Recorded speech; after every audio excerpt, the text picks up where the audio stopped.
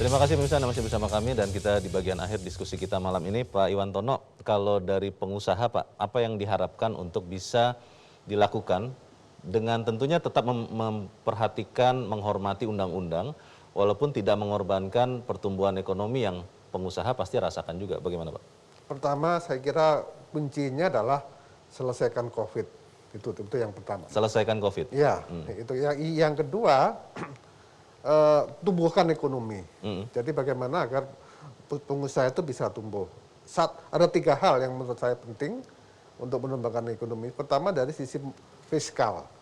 Fiskal ini jangan membabi buta kalau memajakin sektor-sektor yang memang nggak bisa dipajakin. Seperti hotel sekarang itu udah mampus itu, kalau mau dipajakin habis itu. Ya, tapi tumbuhkan ekonomi nanti pajaknya akan muncul. Kemudian dari sisi pengeluaran, tolong manajemen pengeluaran itu yang efisien dan efektif. Yang memang mengenai sasaran dan itu bisa menumbuhkan ekonomi. Ya. Kemudian dari sisi moneter, saya kira masih perlu dukungan-dukungan bagi usaha-usaha yang mau bangkit. Ya kan? Mereka sudah sekian tahun nggak bisa, kasih kelonggaran dulu dia untuk bisa bangkit. Jangan buru-buru dikejar-kejar gitu ya. Dari moneter. Yang terakhir itu adalah dari sisi sektor real.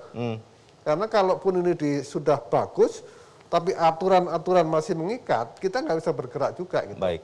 Misalnya Undang-Undang Cipta Kerja baru menimbulkan kepercayaan, sudah ada MK yang kemudian kita jadi bertanya-tanya lagi. Karena yang penting bagi sektor usaha itu adalah berikan keyakinan. Kepastian. Kalau saya mau invest, saya yakin dulu gitu. Tapi kalau nggak yakin, mau belanja kayak, mau konsumsi kayak, mau invest kayak, nggak akan bisa kalau kita nggak yakin. Itu yang utama. Terima kasih Pak Iwantono. Pak Misbahkun, bagaimana Pak? Gini, measurement pencapaian selama kita mengalami pandemi COVID di dalam ekonomi, kita mengalami konstruksi, resesi, dan kemudian pertumbuhan, ini kan suasana yang belum stabil, belum settle, belum mapan. Nah, suasana ketidakstabilan ini harus kita manage dengan baik. Nah, ketidakstabilan menuju stabilisasi, ini kan butuh fase sendiri, cara handling sendiri. Pada saat kita menghadapi krisis, cara handling kita berbeda tentunya dengan cara kita handling untuk menuju rise up dan stabilisasi. Pertumbuhan, pencapaian penerimaan pajak, dan sebagainya itu adalah situasi-situasi pencapaian dalam situasi tidak normal. Bukan situasi normal.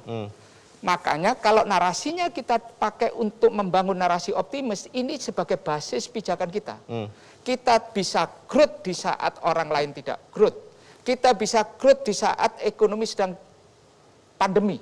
Kita bisa mencapai penerimaan pajak di saat kita sedang mengalami situasi yang tidak bagus di ekonomi. Lah, ini kan bukan situasi settle, bukan situasi masalah. Lah, inilah kalau menurut saya, makanya kalau kembali kepada wacana defisit tadi, maka mana yang harus kita berikan prioritas? Ya kan? Menuju stabilisasi atau kemudian situasi yang ketidakpastian ini. Nah, inilah kalau menurut saya handling dan cara kita menangani tidak boleh kita kemudian terpaku kepada cara yang sama dengan dalam situasi yang berbeda. Jadi defisit 3% mau dibicarakan lagi? Ya, menurut saya kita tidak boleh menutup segala kemungkinan. Kemungkinan adanya kesepakatan baru itu harus kita buka sebagai opsi. Baik. Itu aja. Terima kasih Pak Misbahkun. Pak Peter. Ya. Tahun 2023 ya. Itu saya kira bukan tahun yang kritis. Ya. Karena sekali lagi kita harus membangunnya dengan asumsi yang mana. Ya. Kalau kita membangunnya dengan asumsi bahwasanya tahun 2022, ya apalagi tadi Pak Bebrisio juga menyampaikan bagaimana pencapaian-pencapaian kita pada tahun 2021-2022 yang sebenarnya menggambarkan sebuah optimisme. Kalau kita dengan asumsi optimisme seperti itu, tahun 2022 tanda kutip pandemi mereda, artinya tahun 2023 kita sudah pada posisi yang normal. Artinya ya tidak ada masalah kritis. Memang ada tantangan-tantangan terkait fiskal di sana yang saya kira bisa kita atasi. Pada kondisi pandemi pun bisa kita atasi. Apalagi pada masa-masa yang kita yang sudah lebih normal. Kalaupun pandeminya belum berakhir, ya kita masih bisa membuat kesepakatan-kesepakatan. Terima kasih Pak Peter. Pak Raden, singkat saja Pak, silakan Pak. Satu, pandemi ini atau COVID ini tidak akan hilang begitu saja. Dan kita tahu akan bersama kita dalam waktu yang akan lama. Jadi minimal menurut kami, belanja kesehatan akan lebih tinggi dari yang sebelumnya. Jadi kita ingat saja akan ada satu penyakit baru yang kita harus hadapi terus-menerus di dalam hidup kita.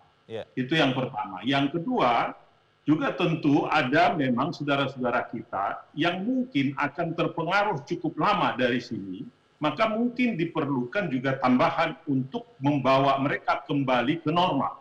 Dan itu tidak dalam jangka pendek, mungkin dalam jangka yang cukup lama. Oleh karena itu, kalau dikatakan tahun 2023 kritis, menurut kami kritis dalam arti mereka atau pemerintah harus membuat pilihan strategi baru. Itu intinya. Baik, terima kasih Pak Raden. Pak Febrio Pak, silakan Pak. Ya, fokus pemerintah itu tetap ada pada pemulihan ekonomi dan pemulihan ekonomi yang semakin kuat. Apa yang sudah kita lihat di tahun 2021 ini menjadi modal bagaimana kita bersama-sama menavigasi kondisi pandemi yang sama sekali tidak mudah. Masuk ke tahun 2022 tantangannya masih ada, tapi kita lihat perbandingannya dengan tahun 2021. Pelajaran berharga yang sudah kita dapatkan di tahun 2020-2021 tentunya harus menjadi modal bagi kita. Angka kemiskinan harus terus turun. Bagaimana kita sudah berhasil menurunkan angka kemiskinan mirip dengan angka di 2019 sekarang. Itu prestasi. Bagaimana di saat pandemi yang berat, fokus dari belanja pemerintah tadi seperti disebutkan, spendingnya benar-benar sangat terukur. Nah, masyarakat miskin dan rentan kita lindungi. Tingkat pengangguran sudah turun, tetapi belum sampai pada level pra-pandemi. Ini yang harus kita perkuat sehingga pertumbuhan ekonomi kita 2022 dan bahkan 2023 nanti bukan hanya tumbuh di atas 5%, tetapi juga harus berkualitas. Artinya apa? Pengangguran harus turun, jumlah orang yang bekerja di sektor formal juga harus kembali meningkat lagi, kemiskinan harus turun, tingkat ketimpangan juga akan terus membaik. Inilah yang bagaimana belanja pemerintah dan posisi pemerintah memang untuk masyarakat secara luas. Baik, terima kasih Pak Febrio, dan kembali lagi akhirnya pemirsa, apa yang kita pikirkan, apa yang kita lakukan itu akan juga menentukan arah perjalanan bangsa ini. Kalau kita optimis, kenapa kita tidak bisa? Kita bisa mencapai pertumbuhan yang lebih baik. Saya berterima kasih kepada Pak Febrio Kacaribu, Pak Raden Pardede, Pak Misbakun, Pak Sutrisno Iwantono, dan Pak Peter. Dan pemirsa, demikianlah akhir dari Economic Challenges malam ini. Saya Leonard Samosir mengucapkan terima kasih untuk kebersamaan Anda. Selamat malam, sampai jumpa.